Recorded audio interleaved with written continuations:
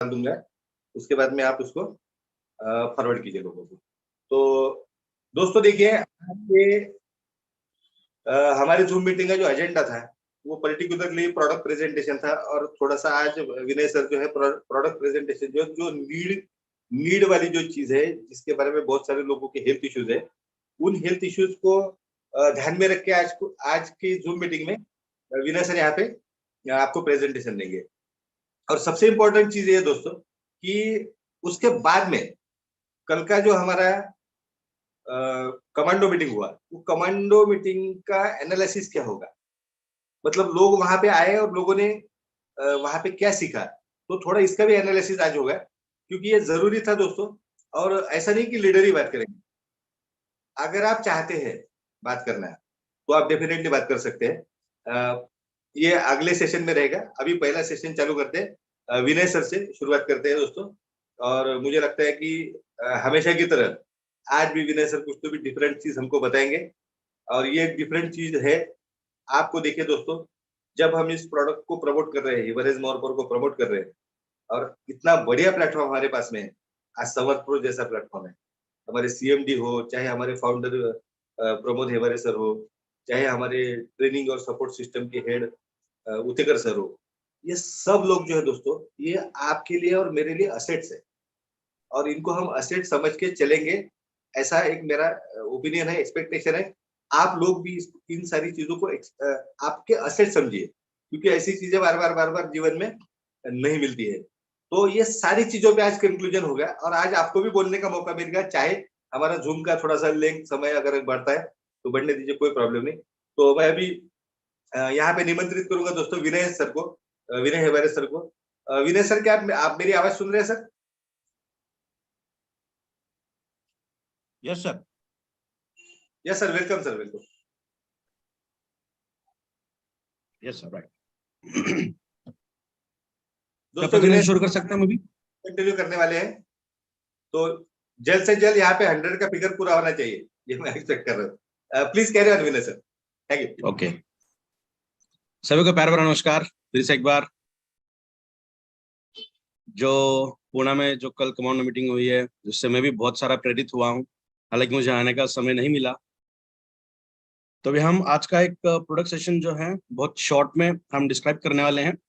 जो नेक्रोसिस होता है पेल्विक रीजन का, हमारे हिप जॉइंट्स जहां हम कहते हैं, वहां पे क्या तकलीफ होती है, वहां अपना प्रोडक्ट किस तरीके से काम करता है, इसके बारे में हम थोड़ी सी जानकारी आज के डेट में लेंगे।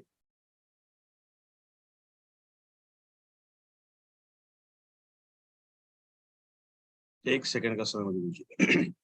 जी, हालांकि आज के इसका प्रेजेंटेशन बनाने का वक्त मुझे नहीं मिला, तो हम ओरली थोड़ा सा जानने का प्रयास करेंगे, और जैसे ये प्रेजेंटेशन बनता है फिर से प्रेजेंटेशन हम सभी ग्रुप में शेयर करेंगे, ठीक है।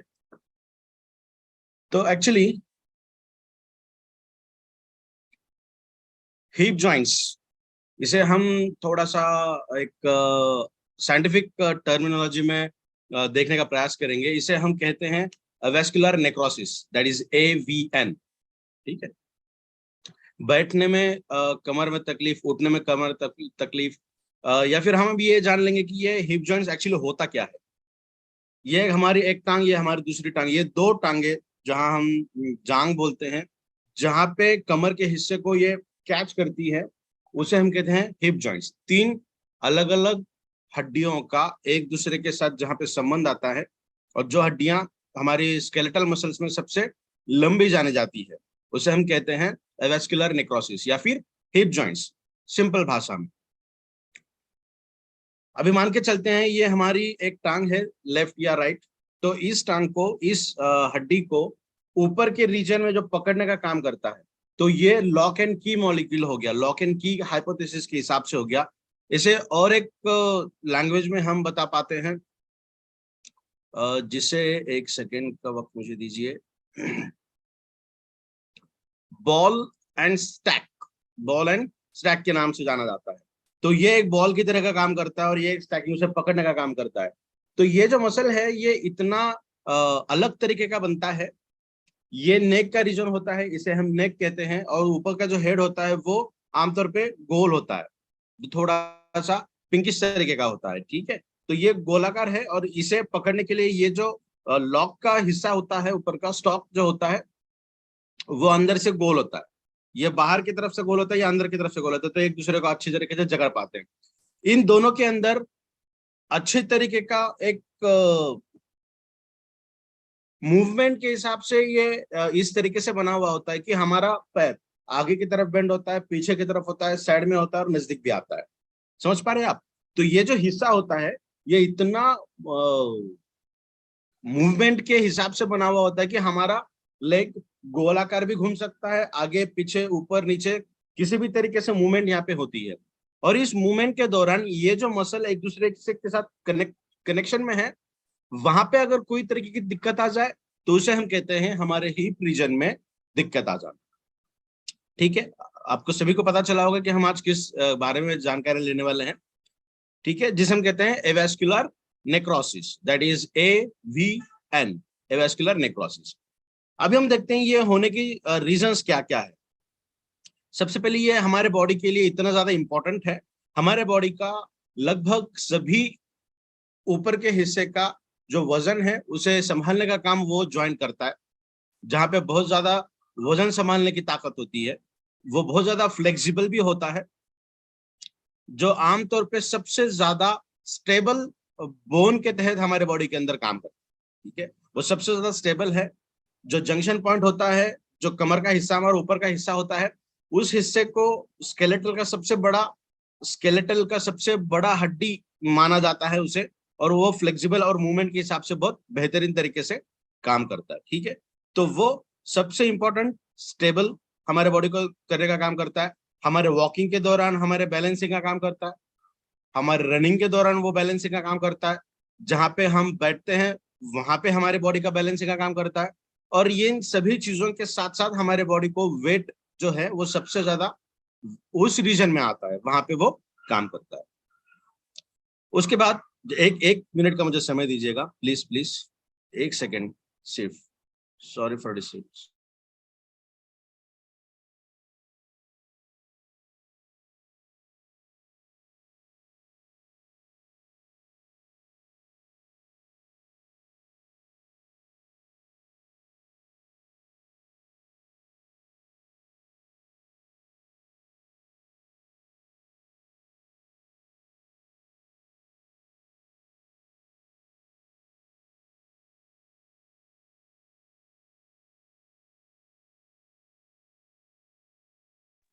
सॉरी फॉर इंटरप्शन, में सभी से माफी चाहता हूँ, थोड़ा सा मुझे समय लगा। तो अभी ऐसा आपको पता चला होगा कि हम किस रीजन के बारे में, किस हिस्से के बारे में आज जानकारी लेने वाले हैं।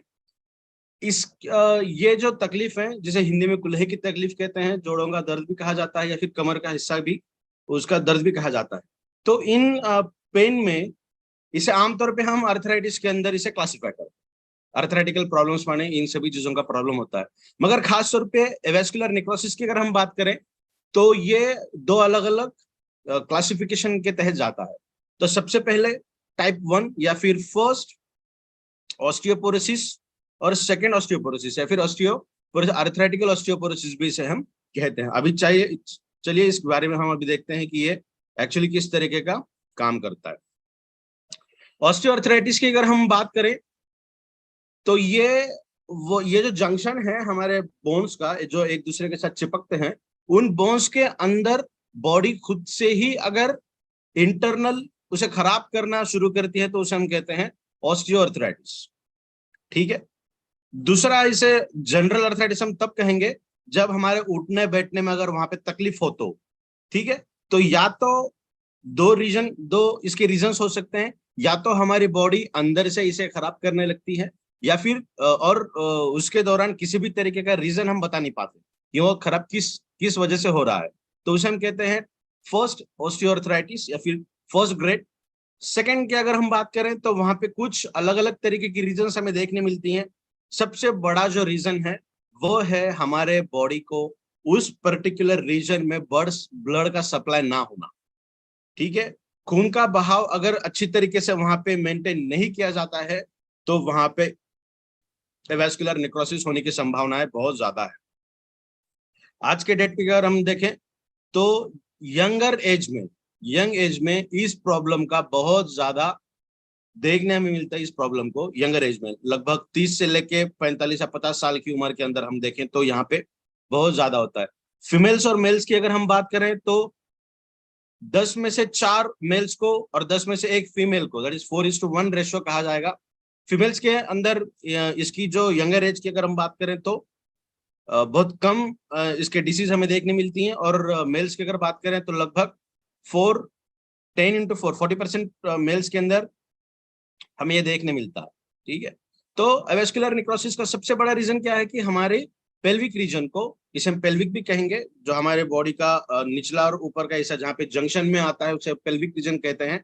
पेल्विक का माने होता है ये जो दो हमारे लेग्स हैं उनको पकड़ने का काम जो हड्डी करती है उसे हम पेल्विक कहते हैं आमतौर पे, जनरलाइज टर्मिनोलॉजी में। तो वो पेल्विक के मसल्स या फिर स्केलेटन के हद तक अगर हम बात करें तो वहां का ब्लड सप्लाई ठीक तरीके से ना होना, ये सबसे बड़ा रीजन है।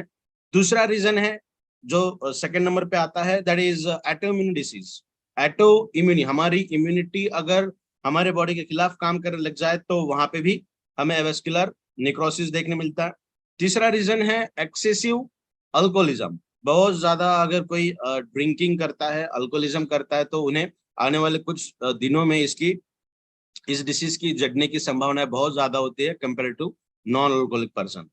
तो ये जो एक चीज है ना, मैं अभी जो बता रहा हूं, अगर वेट बहुत ज्यादा है तो भी यहाँ पे दिक्कत आ सकती है। आपका मेटाबॉलिज्म खराब है तो भी ये दिक्कत आ सकती है। ब्लड सर्कुलेशन खराब है तो भी ये दिक्कत आ सकती है। वर्किंग आपकी प्रॉपर नहीं है, आप एक जगह पे घंटों बैठे हुए रहते हैं, आपकी वॉकिंग नहीं है, तो भी ये दिक्कत आ सकती है। ठीक है, इसी के साथ साथ अगर हम बात करें तो विटामिन डी डिफिशियंसी अगर आपकी बॉडी के अंदर है तब भी आपको AVN की शिकायत हो सकती है। एक्सेसिव स्मोकिंग, जो लोग स्मोकिंग करते हैं या फिर टोबैको च्यू करते हैं, उनके बॉडी के अंदर भी निकोटीन का कॉन्सेंट्रेशन अगर ज्यादा हो जाएगा तब भी हमें ये दिक्कत देखने मिलती है। एक्चुअली ड्रिंकिंग और स्मोकिंग, इसका डायरेक्ट रिलेशन हमारे रेस्पिरेटरी ट्रैक्ट, हमारे लीवर के साथ और मेटाबॉलिज्म के साथ हमें देखने मिलता है। ये दोनों चीजें हमारे ब्लड के साथ डायरेक्टली अफेक्ट करती हैं। तो हमारे ब्लड फ्लो का जो होना चाहिए, जो अलाइनमेंट हमारी बॉडी की होनी चाहिए, वो वहां पे देखने नहीं मिलती हमें, और इसी वजह से हमें एवीएन देखने मिलता है। तीसरा, और जो आज की डेट में बहुत बड़ा रीजन हमें देखने मिलता है, दैट इज गठियां, जो क्लॉट्स होती हैं, ब्लड क्लॉट्स, वो भी हमारे बॉडी के अंदर अगर ज्यादा बनने लगती हैं तब भी हमें ये देखने मिलती है। तो इसके कुछ सिम्टम्स हमें देखने मिलते हैं, और एक रीजन इसके साथ जुड़ा हुआ है वो है स्टेरॉइडल यूटिलाइजेशन। बहुत ज्यादा अगर स्टेरॉइड कोई पर्सन लेता है तो भी ये शिकायत हमें देखने मिलती है। स्टेरॉइड का डायरेक्टली जो रिजेंबल है उसे हम बात करते हैं एलोपैथिक मेडिकेशन के साथ, क्यों तो बहुत सारे एलोपैथिक मेडिकेशन के अंदर ड्रग्स का यूटिलाइजेशन किया जाता है। अगर कोई पर्सन एक्सेसिव एलोपैथिक मेडिकेशन का यूटिलाइजेशन भी अगर करता है तो आने वाले दिनों में ये समस्याएं उन्हें हमें देखने मिलती है। ठीक है, उसी के साथ साथ इसके जो सिम्टम्स हैं वो सिम्टम्स हमें देखेंगे। पेल्विक रीजन में पेन होना, बैठने के दौरान पेन होना, उठने के दौरान पेन होना, खासतौर पे जब आप काम करते हैं उस टाइम पे नहीं, मगर जब आप बैठने लगते हैं तो 5-10 मिनट के लिए वो पेन होना। जब आप बैठ के उठते हैं तो भी 5 से 10 मिनट के लिए वो पेन होना, वो प्राइमरी सिम्टम कहा जाता है एवीएन का, जो हमारे पेल्विक रीजन का जो सबसे बड़ा आज का डेट का दर्द है। उसी के साथ साथ स्टीफनेस, टाइटनेस लगना, जिसे हमें बार बार यूं इस तरीके से जो हम मूवमेंट करते हैं हमारी बॉडी का, वो बार बार अगर करने की जरूरत पड़ती है तो भी हमें प्राइमरी सिम्टम्स वो देखने मिलता है। उसके बाद बात हिप से लेके घुटने तक, ये जो हड्डी हमारी होती है, हमारे थाई मसल, वो जो हड्डी होती है वहां पे अगर आपको पेन हो रहा है तो वो भी एक सिम्टम इसका जाना जाता है। इसी के साथ साथ अगर पेल्विक रीजन का पेन किसी पर्सन को है, किसी पेशेंट को है, तो वो रात के दौरान बहुत ज्यादा बढ़ता है, तकलीफ रात को बहुत ज्यादा होती है कंपेयर टू डे। और दिन भर अगर हम बात करें तो बहुत ज्यादा स्टीफनेस लगता है, सुबह उठते बराबर बहुत ज्यादा वो तना हुआ मसल लगता है हमारा पेल्विक का रीजन। तो ये सब जो सिम्टम्स है वो हम डायरेक्टली कोरिलेट कर सकते हैं हमारे एवीएन के साथ। इसी के साथ साथ एलोपैथिक मेडिकेशन के अंदर जो यूटिलाइजेशन किया जाता है जो हमारे बॉडी के लिए हानिकारक है, वो है एंटी इंफ्लेमेटरी ड्रग्स। में मुझे बताने में बहुत अच्छा लगता है कि हमारे, वो हम बात करेंगे आने वाला अपने प्रोडक्ट के अंदर क्या क्या चीजें हैं। तो सबसे पहले हम एलोपैथिक की बात करेंगे कि क्या क्या यूटिलाइजेशन किया जाता है। एंटी इंफ्लेमेटरी ड्रग अगर बहुत ज्यादा यूटिलाइज करें तो इसका साइड इफेक्ट एवीएन के अंदर होता है, और जो एंटी इन्फ्लेमेटरी ड्रग है वो उसे रिक्वायर और ट्रीटमेंट के तहत काम करने के लिए पाया जाता है। उसी के साथ साथ ब्लड थिनर जो टैबलेट दी जाती हैं उसका भी एक इफेक्ट होता है कि हमारे बॉडी का जो एवीएन है उसके अंदर वो असरदार तरीके से काम करे। तो भी इसके साथ साथ जो पेल्विक रीजन का जो सिम्टम है ये पता कैसे करें कि हमें किस तरीके का डिसीज है, तो इसी के लिए एमआरआई स्कैन किया जाता है जिसके अंदर 4 अलग अलग तरीके के ग्रेड्स हैं। ग्रेड 0 माने सभी चीजें नॉर्मल होती हैं, पेन नहीं होता, उसके साथ साथ क्लिनिकल सिम्टम्स हमें कुछ देखने नहीं मिलती, मगर जो एमआरआई का जो स्कैन आएगा आपके पास वो एबनॉर्मल तरीके से आता है, तो इसका मतलब वो आप प्राइमरी से भी प्राइमरी सिम्टम में है। जो जूनियर केजी में आप उसके अंदर काम कर रहे हैं, आपकी बॉडी वहां पे धीरे धीरे वो शुरू हो रहा है। ग्रेड 1 जहाँ पे पेन होना शुरू होता है, normally sorry abnormal MRI scan अपने को देखने मिलेगा, तो धीरे धीरे ये जो बढ़ने लगता है तो स्टेज 3 और स्टेज 4 के पास ही जाता है। स्टेज 3 और स्टेज 4 कंपेरेटिवली बहुत दिक्कत वाली बात होती है कि उसे हम रिवर्ट करें, मगर स्टेज 1 स्टेज 2 को बहुत आसान तरीके से और बहुत जल्दी हम रिवर्ट कर पाते हैं। तो अभी हम देखते हैं कि अपने प्रोडक्ट के अंदर ऐसे क्या खास बात है कि जो एवीएन के अंदर खास तरीके से काम करता है। जैसा सुहास सर ने शुरुआत में ही कहा कि अर्थराइटिकल के साथ अर्थराइटिस के लिए अपने कंपनी का एक मीटिंग हमने पहले ली थी जिसका एक वीडियो भी अपने पास होगा। तो उसी के साथ साथ हम इसे थोड़ा सा कोरिलेट करते हैं कि बॉडी के अंदर जो कैल्शियम की अवेलेबिलिटी है वो अगर कम होती जाए तो हमें अर्थराइटिकल पेन और ऑस्टियोपोरोसिस के पेन हमें देखने मिलते हैं।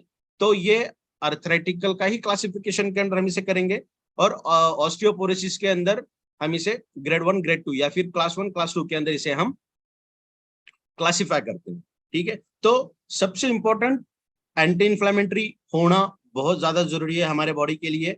खाने पीने के तरीकों से एंटी इन्फ्लेमेटरी सब्सटेंसेस अगर हमारे बॉडी के अंदर आ जाए तो बहुत अच्छे खासे तरीके से हमें एवीएन के अंदर रिजल्ट देखने मिलते हैं, और मुझे बताने में बहुत खुशी होती है कि अपने प्रोडक्ट के अंदर एंटी इन्फ्लेमेटरी कंटेंट इंग्रेडिएंट्स बहुत ज्यादा तरीके से अवेलेबल है।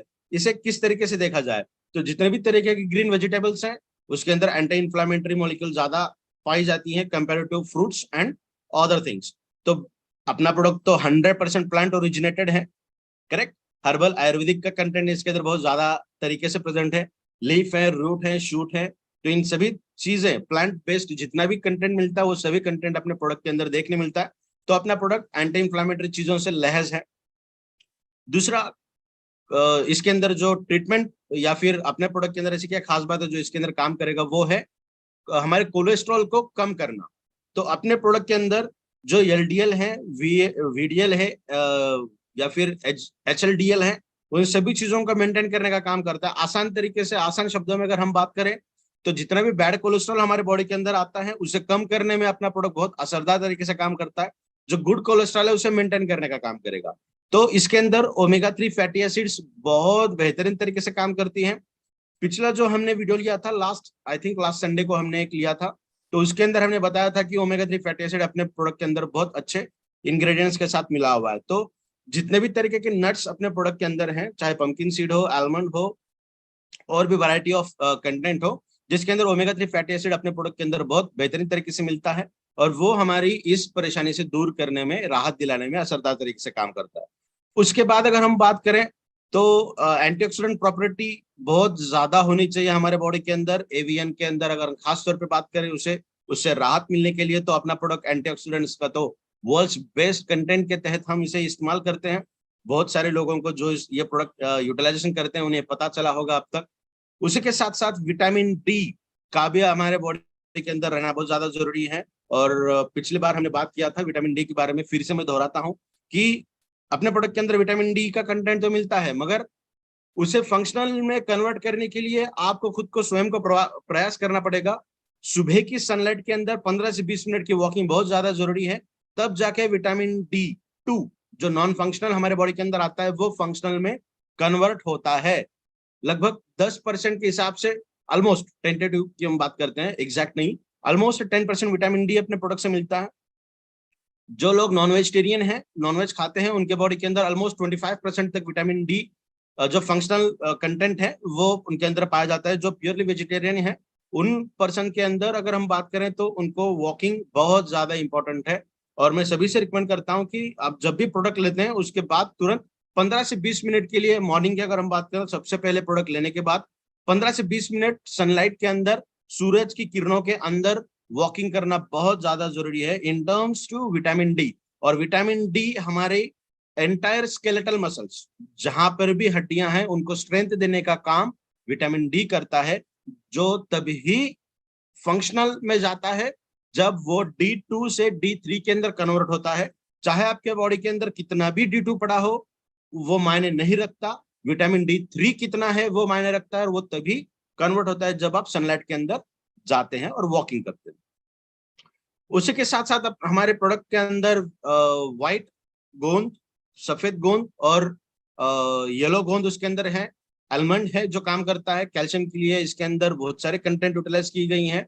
और सबसे खास तौर पे अगर हम बात करें, जिसके अंदर एंटी इन्फ्लामेटरी कंटेंट बहुत ज्यादा है, एंटीऑक्सीडेंट प्रॉपर्टी बहुत ज्यादा है, जिसके अंदर अलाइनमेंट करने का काम है, वो है जिंजर, अदरक, वो भी अपने प्रोडक्ट के अंदर है।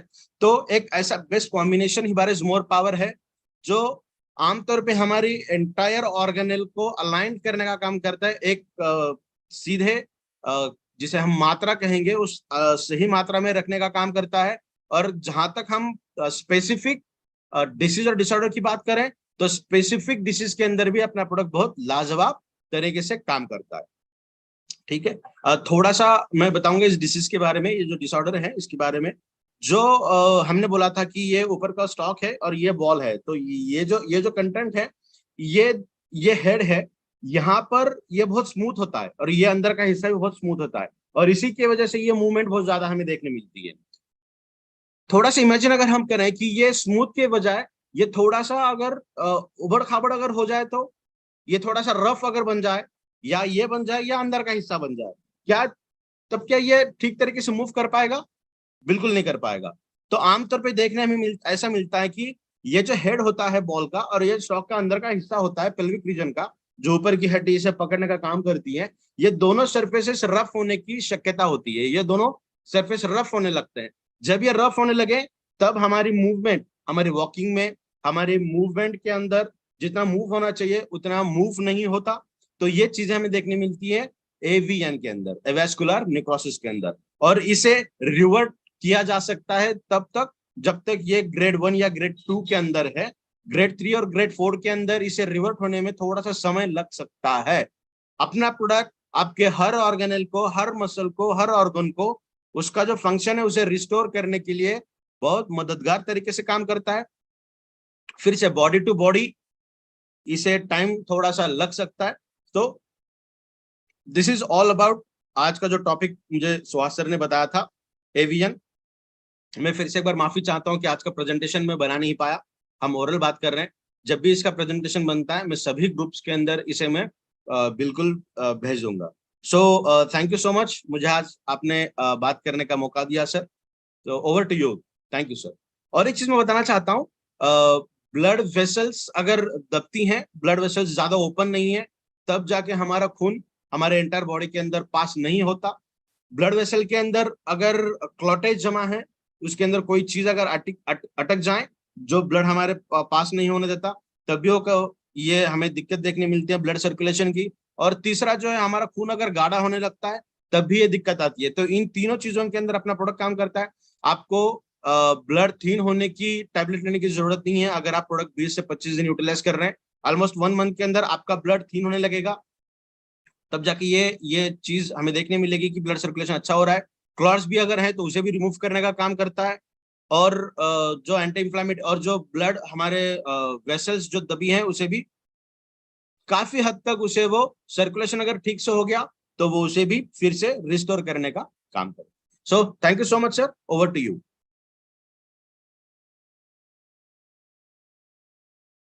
सुहास सर, क्या आप मुझे सुन पा रहे हैं? मेरी आवाज आ रही है सर?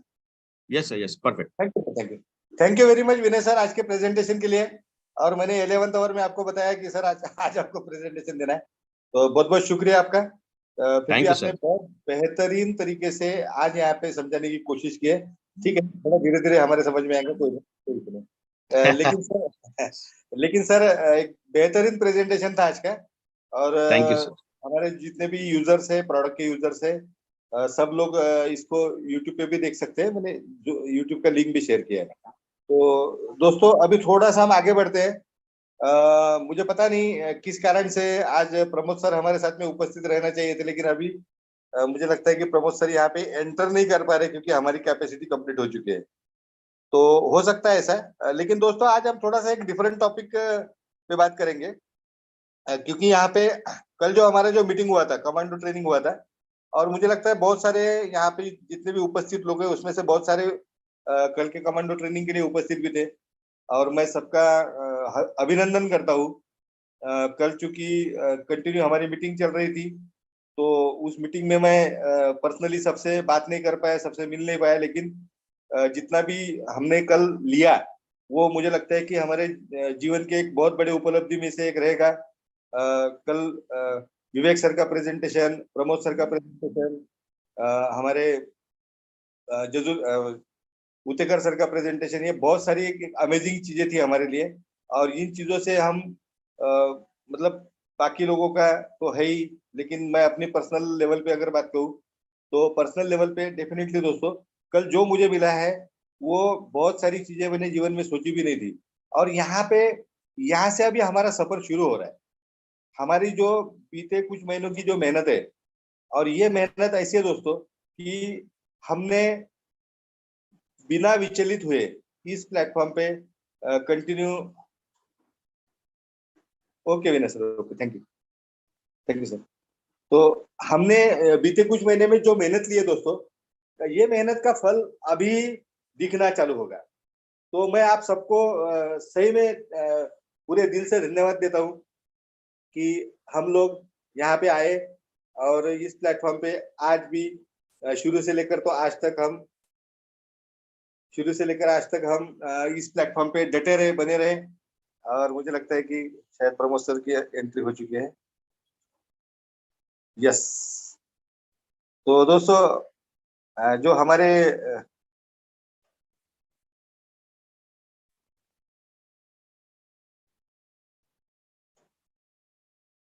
प्रमोद सर, क्या आप मुझे सुन रहे हैं? Good evening sir ji, good evening. Good evening sir, good evening sir, welcome sir. Sir आवाज आ रही है मेरी? Yes sir, yes sir, yes sir. हाँ हाँ। तो साथियों नमस्कार। एक्चुअली आज मैं, जैसा कि आप सभी को पता है कि मैं आज बेंगलोर में हूँ और काफी कुछ प्रोग्रेस हम करने जा रहे हैं प्रोडक्ट में भी। कुछ नए प्रोडक्ट के बारे में भी हमारा डिसीजन आने वाले 2-3 महीने में फाइनल होगा। तो फ्रेंड्स आज बेसिकली जो कल हमारा ट्रेनिंग हुआ, कमांडो ट्रेनिंग, तो उसमें वो कमांडो ट्रेनिंग नहीं था वो, क्यों तो कमांडो का केवल हमने रजिस्ट्रेशन कल करवाया था। आज जो आपको टारगेट दिया गया है कि या तो आपको 18 डायरेक्ट करने हैं या फिर 18,000 का आपको बाइनरी कमीशन लेना है। ओके, तो मेरी आपको दरख्वास्त रहेगी, एक रिक्वेस्ट मैं करना चाहूंगा कि एट एनी कॉस्ट इसको आपको कंप्लीट करना है। कंप्लीट करने के 2-3 फायदे क्या होंगे मैं आपको आज ही पहले बताता हूँ। कमांडो ट्रेनिंग में आने का मतलब है कि 2 साल में 2 करोड़ और मर्सिडीज, ये पक्का है। Okay, first thing. मगर उसकी शुरुआत कहाँ से होने वाली है? अगर आपका कमांडो में आप आ गए तो, कमांडो टीम के अगर आप हिस्सा बन सके तो वो हिस्सा बनने के लिए जो टारगेट दिया गया है वो टारगेट कंप्लीट करने का दूसरा फायदा, एक तो कमांडो में आप आओगे तो वो एक एश्योर्ड हो जाएगा कि आने वाले 2 साल में आपको उतना इनकम होने ही वाला है। हम करके लेंगे कि तो हम आपके पीछे लगेंगे। देखिए अभी मान लो मैं हूँ, मेरी एक 50 लोगों की टीम है आज, और उस 50 लोगों में से अगर केवल 7-8 लोग मेरे कमांडो ट्रेनिंग में अगर बैठते हैं एज एन कमांडो, वो ट्रेनिंग लेना चाहते हैं, तो मेरी ड्यूटी क्या बनेगी? अब जो मेरे 50 लोग हैं उसमें से जो 7 लोग हैं जो कमांडो ट्रेनिंग में आए हैं, मैं मैक्सिमम फोकस उनके ऊपर मेरा रहेगा।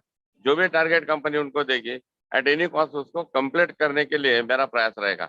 ना कि मैं 43 लोगों के ऊपर उतना ज्यादा ध्यान दूंगा, टीम अपनी ही है, मगर उसके ऊपर उतना ज्यादा ध्यान नहीं रहेगा। क्यों? तो कमांडो में आपका सिलेक्शन होने का मतलब ही होता है कि आप स्वयं तैयार हो, जीतने के लिए आप तैयार हो। और जब आपकी तैयारी अगर है तो फिर नेटवर्क इंडस्ट्री में हमेशा मैं बोलता हूँ कि यूएस 10% ओनली। आप अगर 10% भी अगर कदम बढ़ाते हो तो 90% काम हम लोग करेंगे फ्रेंड्स आपके लिए। तो सिस्टम है ये, केवल अपनी टीम बोलकर नहीं, किसी भी टीम में ऐसा होता है कि अगर कोई बंदा 10% भी आगे बढ़ना चाहता है तो 90% उसके अपलाइन कंपनी, बाकी सारे प्रोसेस उसके लिए होते हैं। तो आपको फायदा क्या होने है, कमांडो ट्रेनिंग में आप आएंगे तो आपके सीनियर का एज वेल एज मेरा भी आपके ऊपर पर्सनल ध्यान रहेगा, पर्सनल। हम आपको भी पता है मेरे मैसेजेस सुबह 4 बजे आते हैं, इसका मतलब मैं बहुत ज्यादा सीरियस हूँ इसको लेकर। ओके, तो आपको किसी भी हालत में कामयाब बनाने की पूरी जिम्मेदारी हम पर आ जाती है अगर आप कमांडो में सेलेक्ट हो जाते हो तो। Okay, first thing. सेकंड, अब जब आप कमांडो में आते हो तो आपको बेनिफिट पहला क्या होगा कि कल आपका मेजरमेंट लिया गया है।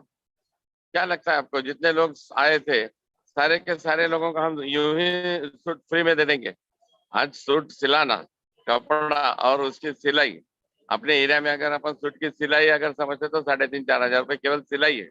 हम आपको कपड़ा विद सिलाई आपका परफेक्ट मेजरमेंट लेके आपको अगर हम दे रहे हैं तो उसके पीछे हमारा 4,000 रुपए का करीबन खर्चा है एक व्यक्ति के पीछे। तो आप ये काउंटिंग कर लीजिए कि आप केवल 18 डायरेक्ट कर रहे हो या फिर 18,000 अर्निंग आप कर रहे हो तो आपको ये 4,000 का मुफ्त में गिफ्ट आ रहा है। सबसे इम्पोर्टेंट पहला फायदा, कैसा हम 2 करोड़ कमाने के लिए हमको पहले 2,000 कमाने पड़ेंगे, बराबर है।